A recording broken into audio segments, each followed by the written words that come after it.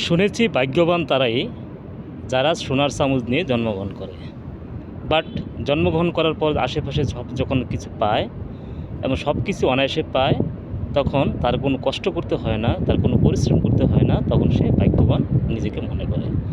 এবং এই ভাগ্যবান নিজেকে মনে করার জন্য যখন সে পরিশ্রম করে, তার মধ্যে স্কিল আসে, তার হার্ড ওয়ার্কিং করে, তখন তার ফেভারটা আস্তে আস্তে আস্তে আস্তে ইনক্রিজ হতে থাকে এবং এক পর্যায়ে তার ল্যাক ফেভার আরও বেশি হতে থাকে।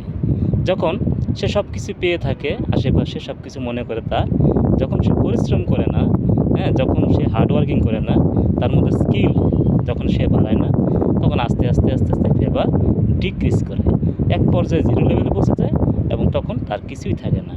তাই হার্ড ওয়ার্কিং করার কারণে, পরিশ্রম করার কারণে, স্কিল বাড়ানোর জন্যই তার পরিশ্রম করতে হয় এবং এই পরিশ্রমের দিয়েই তার সফলতা আরও বেশি এগিয়ে আসে।